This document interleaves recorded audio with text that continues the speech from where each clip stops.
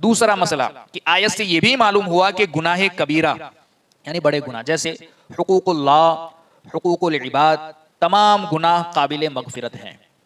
چاہے حقوق اللہ کا معاملہ ہو یا حقوق العباد کا ہو، یہ قابل مغفرت ہے کہ اللہ بخش دے، امید ہے کہ اللہ جس کے لیے چاہے بخش دے، یقین نہیں مگر امید ہے کہ اللہ جس کے لیے چاہے بخش دے، مغفرت ہے۔ اگرچہ حقوق العباد کی مغفرت کا طریقہ یہ ہوگا، یعنی بندوں کے حقوق کی بخشش کا طریقہ یہ ہوگا کہ اللہ عز و جل حق العبد، صاحب حق سے معاف کرا دے گا۔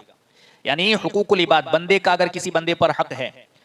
تو جب تک بندہ معاف نہیں کرتا تب تک اللہ بھی معاف نہیں کرتا، تو اس کو معاف کرانے کا اللہ رب العزت حق العبد یعنی بندے سے معاف کرا دے گا، پھر اس کی بخشش ہو جائے گی کہ صاحب حق سے معاف کرا دے گا، پھر اللہ چاہے تو بخش دے۔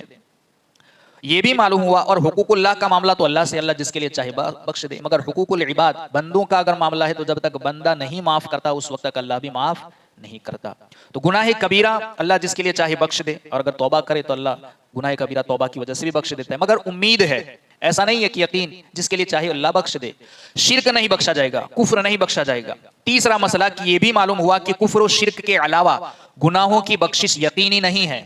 ایسا بھی نہیں کہ یقینی طور پر اس کے علاوہ تمام گناہ اللہ بخش دے گا، یقینی نہیں بلکہ امید ہے کہ جس کے لیے چاہے اللہ بخش دے گا، ہر ایک کے لیے بھی نہیں ہوگا، کیونکہ اللہ عز و جل نے فرمایا کہ جسے چاہے بخشے، اور اللہ جسے نہ چاہے اسے نہ بھی بخشے۔ شرک کے علاوہ بھی گناہ ایسے ہوں کہ اللہ، ہو سکتا ہے اللہ اگر عدل کرنے پر آئے تو کسی نے پوری زندگی اللہ کی عبادت اور بندگی کی ہو، پوری زندگی روزے رکھے ہوں، خیرات کیا ہو، مگر کوئی ایک چھوٹی سی غلطی ہوئی ہو، اللہ اس کی اس غلطی کی وجہ سے اس کی پکڑ فرما لے۔ اور ہو سکتا ہے کہ کوئی پوری زندگی گناہ اور نافرمانی میں گزار دے، مگر کوئی ایک نیکی اللہ کو پسند آ جائے تو اللہ فضل فرما دے اور اس کی ایک نیکی کی وجہ سے بخشش فرما دے، تو اس کا فضل ہے۔ اگر ایک نیکی کی وجہ سے بخش دے تو اللہ کا فضل ہے، اور اگر ایک غلطی کی وجہ سے وہ پکڑ لے تو وہ اس کا عدل ہے۔ اللہ جسے چاہے بخش دے اور جس کے چاہے پکڑ فرما لے۔ اب اللہ عز و جل کسے چاہے گا یہ کسی کو معلوم نہیں ہے، لہٰذا یہ آیت گناہ پر دلیر نہیں کرتی بلکہ گناہ سے روکتی ہے۔ یعنی یہ آیت ہمیں گناہ کرنے کے لیے دلیر نہیں بناتی کہ اللہ شرک کے علاوہ جتنے گناہ وہ بخش دے گا، ایسا نہیں کہ اللہ نے، بلکہ جسے چاہے گا بخشے گا۔